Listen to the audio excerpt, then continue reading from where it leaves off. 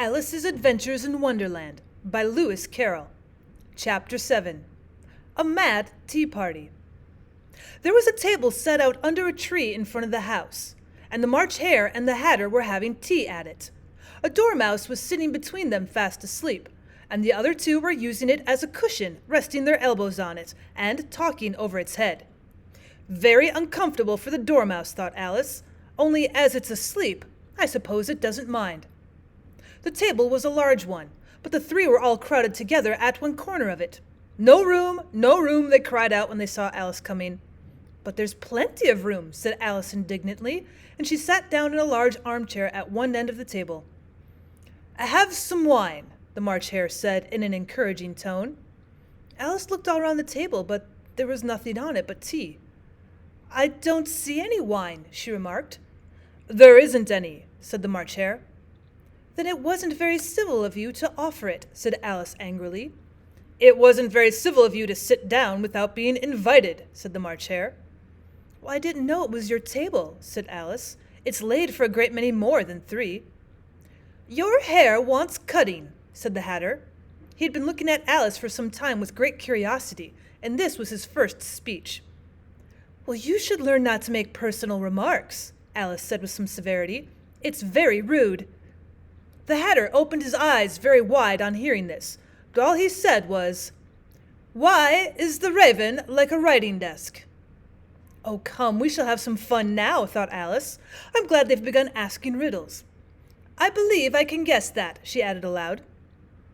Do you mean that you think you can find out the answer to it? Said the March Hare. Exactly so, said Alice. Well, then you should say what you mean, the March Hare went on. Well, I do, Alice hastily replied. At least I mean what I say. Well, that's the same thing, you know. Not the same thing a bit, said the Hatter. You might just as well say that I see what I eat is the same thing as I eat what I see. You just might as well say, added the March Hare, that I like what I get is the same thing as I get what I like. You might just as well say, added the Dormouse, who seemed to be talking in his sleep, that I breathe when I sleep is the same thing as I sleep when I breathe. Well, it is the same thing with you, said the Hatter, and here the conversation dropped, and the party sat silent for a minute, while Alice thought over all she could remember about ravens and writing desks, which wasn't much. The Hatter was the first to break the silence. What day of the month is it? He said, turning to Alice. He had taken his watch out of his pocket and was looking at it uneasily, shaking it every now and then and holding it to his ear. Alice considered a little and then said, The 4th. 2 days wrong, sighed the Hatter. I told you butter wouldn't suit the works, he added, looking angrily at the March Hare. It was the best butter, the March Hare meekly replied. Well, yes, but some crumbs have got in as well, the Hatter grumbled. You should have put it in with the bread knife. The March Hare took the watch and looked at it gloomily. Then he dipped it into his cup of tea and looked at it again. But he could think of nothing better to say than his first remark. Well, it was the best butter, you know. Alice had been looking over his shoulder with some curiosity. Well, what a funny watch, she remarked. It tells the day of the month and doesn't tell what o'clock it is.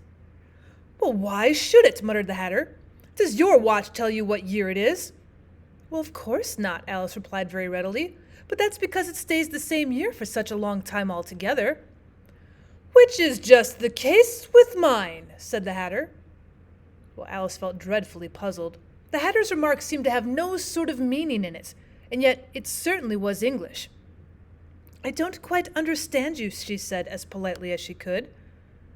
Oh, the Dormouse is asleep again, said the Hatter, and he poured a little hot tea upon its nose.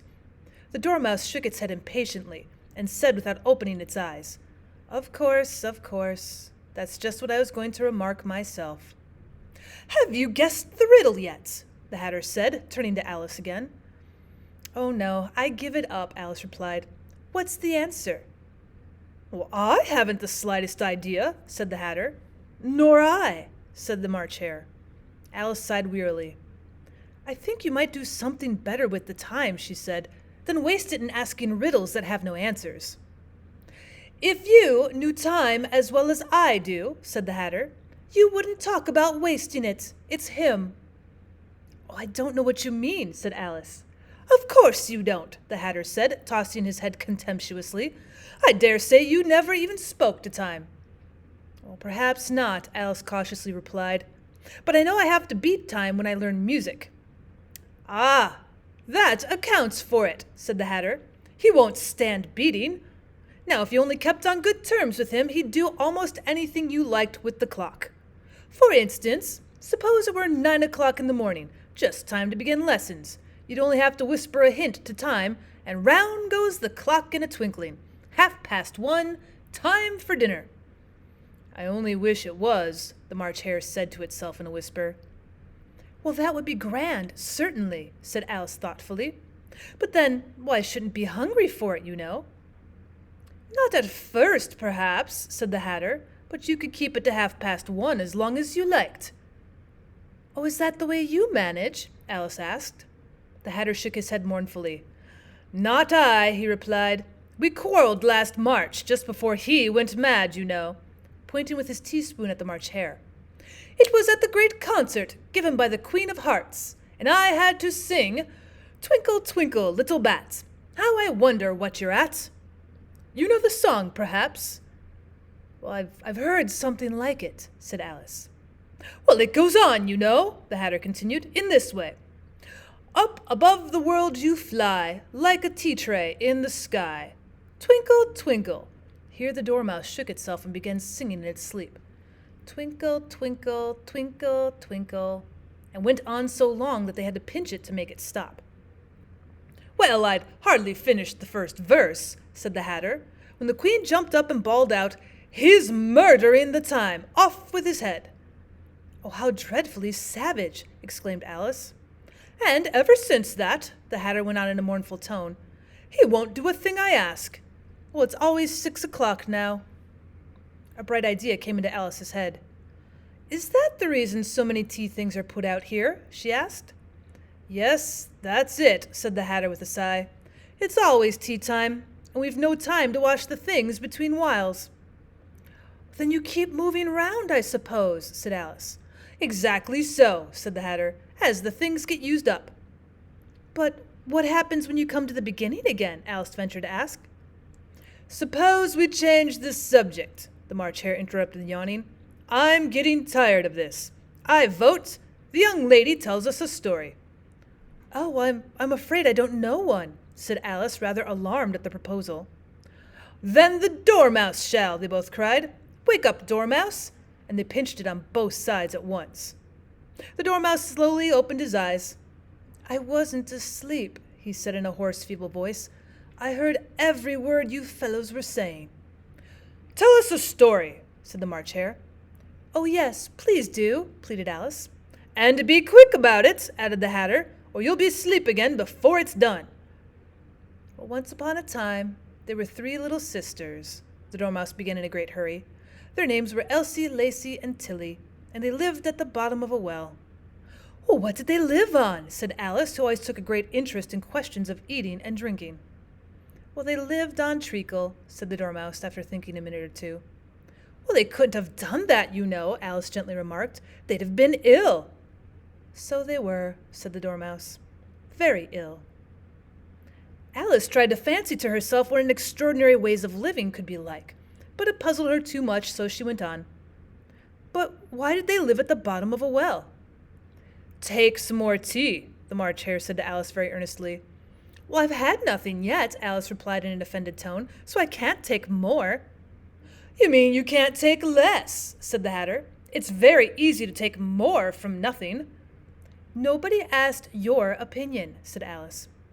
"Oh, who's making personal remarks now?" the Hatter asked triumphantly. Alice did not quite know what to say to this, so she helped herself to some tea and bread and butter, and then turned to the Dormouse and repeated her question. "Why did they live at the bottom of a well?" The Dormouse again took a minute or two to think about it, and then said, "It was a treacle well." "But there's no such thing," Alice was beginning very angrily, but the Hatter and the March Hare went shh, and the Dormouse sulkily remarked, Well, if you can't be civil, you'd better finish the story for yourself. Oh, no, please go on, Alice said very humbly. I won't interrupt again. I dare say there may be one. One indeed, said the Dormouse indignantly. However, he consented to go on. And so these three little sisters, they were learning to draw, you know. Oh, what did they draw? Said Alice, quite forgetting her promise. Treacle, said the Dormouse, without considering it all this time. I want a clean cup, interrupted the Hatter. Let's all move one place on. He moved on as he spoke, and the Dormouse followed him. The March Hare moved into the Dormouse's place, and Alice rather unwillingly took the place of the March Hare. The Hatter was the only one who got any advantage from the change, and Alice was a good deal worse off than before, as the March Hare had just upset the milk jug onto his plate. Alice did not wish to offend the Dormouse again, so she began very cautiously. But I don't understand. Where did they draw the treacle from? Well, you can draw water out of a water well, said the Hatter, so I think you could draw a treacle out of a treacle well. Eh, stupid? But they were in the well, Alice said to the Dormouse, not choosing to notice this last remark. Well, of course they were, said the Dormouse. Well in. Well, this answer confused poor Alice so that she let the Dormouse go on for some time without interrupting it. They were learning to draw, the Dormouse went on, yawning and rubbing its eyes, for it was getting very sleepy. And they drew all manner of things, everything that begins with an M. Oh, well, why with an M? Said Alice. Why not? Said the March Hare. Alice was silent. The Dormouse had closed its eyes by this time and was getting off into a doze, but on being pinched by the Hatter, it woke up again with a little shriek and went on. That begins with an M, such as mouse traps, and the moon, and memory, and muchness. You know you say things are much of a muchness. Did you ever see such a thing as a drawing of a muchness? Oh, really? Now you ask me, said Alice, very much confused. I don't think— Well, then you shouldn't talk, said the Hatter. Well, this piece of rudeness was more than Alice could bear. She got up in great disgust and walked off. The Dormouse fell asleep instantly, and neither of the others took the least notice of her going, though she looked back once or twice, half hoping they would call after her. The last time she saw them, they were trying to put the Dormouse into the teapot. Well, at any rate, I'll never go there again, said Alice as she picked her way through the wood. It's the stupidest tea party I ever was at all in my life. And just as she said this, she noticed that one of the trees had a door leading right into it. Well, that's very curious, she thought. But everything's curious today. I think I may as well go in at once. And in she went. Once more she found herself in the long hall and close to the little glass table. Now I'll manage better this time, she said to herself, and began by taking the little golden key and unlocking the door that led into the garden. Then she went to work, nibbling at the mushroom. She had kept a piece of it in her pocket, till she was about a foot high, and then she walked down the little passage. Then she found herself at last in the beautiful garden, among the bright flower beds and the cool fountains.